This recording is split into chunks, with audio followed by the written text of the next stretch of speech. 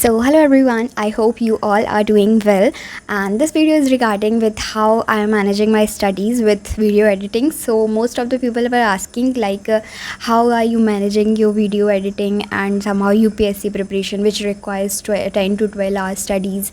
So basically there is a routine of mine which I follow with discipline. So I'm going to share everything with you all that how I manage my study. And this video is not particular about from the activeness in the social media, in the field of social media, but only I'm going to share about my strategy, what I study in a day, and what and how I study in a day with discipline. So basically this video is not all about that video editing में time waste कर रही हो and UPSC की preparation कैसे कर रही हो. So I'm going to share क्योंकि यार we are also human being. पढ़ाई के सिवा भी हमारे लिए कुछ काम होते हैं, मतलब पढ़ाई के सिवा भी हम पे कुछ काम होते हैं.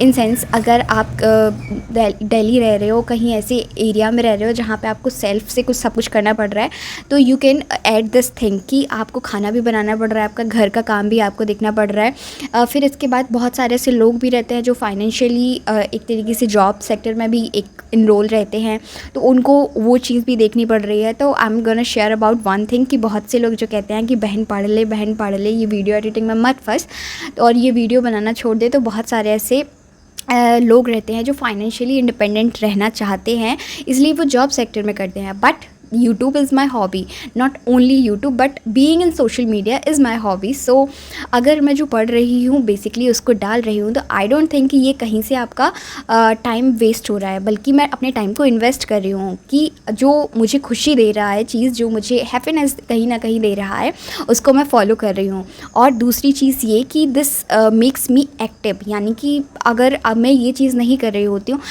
देखो ऐसा लगता है कि ये चीज़ कैमरा के सामने बैठ के बोलना बहुत ज़्यादा इजी होता है. बट ठीक है, मैं मान भी लेती हूँ कि बहुत ज़्यादा इजी है कैमरे के सामने तो बोलना है. बट अगर आपको रोज़ एक पर्टिकुलर टॉपिक तैयार करना है और फिर उस पर आके बोलना है, तो दैट इज़ लिटिल डिफ़िकल्ट.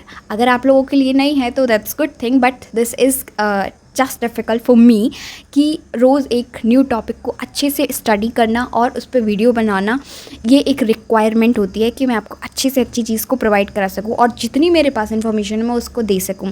और दूसरी बात ये मैं सभी के साथ शेयर करना चाहूँगी कि मैं जो पढ़ रही हूँ, for example I am preparing for the UPSC and I am making content out other things like makeup का कंटेंट बना रही हूँ या फिर कुकिंग का कंटेंट बना रही हूँ या समथिंग एल्स किसी भी तरीके का, तो आप मुझे जस्टिफाई कर सकते थे कि you are preparing for this civil services examination and you are making video something like this. तो आप वहाँ पे अपना जस्टिफिकेशन दे सकते थे कि this is the wrong thing और and you can't do things in a balanced way, तब आप मुझे ये जस्टिफिकेशन दे सकते थे. बट फिर भी यहाँ से हट के I am gonna share about कि मेरा एक रूटीन रहता है दैट आई फॉलो. और सबसे पहले तो मैं अपने रूटीन में मेरा 6 या 7 बजे उठना रहता है, जहाँ पे मेरी करंट अफेयर्स की मेरी क्लास होती है, तो मैं उसको अटेंड करती हूँ. जो दी हिंदू न्यूज़पेपर रहता है उसको मैं पढ़ती हूँ. इसके साथ ही ये पढ़ने के बाद मेरा नोट मेकिंग का प्रोसेस चलता है, विच आई every day I share this on the Telegram channel. If you are new then you can join my Telegram also, that is UPSC with Anvi Sharma. तो मैं अपना जो नोट मेकिंग रहता है उसको वहाँ पे डालती हूँ. फिर इसके बाद में मैं आंसर राइटिंग करती हूँ. आंसर राइटिंग मेरा रोज़ का रहता है कि 1 या 2 मेंस का आंसर राइटिंग मेरे को लिखना है, और इसको भी मैं अपने टेलीग्राम पे शेयर करती हूँ टू इंश्योर प्रोडक्टिविटी कि हाँ आज मैंने इसको किया है. और साथ ही जो बेनिफिशियल होता है बहुत सारे लोगों को हेल्प करता है कि, और हेल्प करने के साथ साथ ये प्रोडक्टिविटी उनको भी आती है कि यार अगर वो पढ़ रही है या फिर वो पढ़ रहा है तो वो चीज़ मुझे भी कवर करनी चाहिए, है ना. तो ये दूसरी चीज़ ये निकल के आती है. जब इतना हो जाता है मेरा, तो मेरा एक 10 या फिर 20 तो मुझसे नहीं हो पाता है ओवर एंड ऑल, पर मेरा 10 पेज का फॉर्मूला रहता है कि जो भी मेरा करंट सब्जेक्ट चल रहा है तो उसका मुझे 10 पेज का पर डे रिवीजन करना है. इन सबको करने के बाद मैं अपना फ़ोन है उसको उठाती हूँ.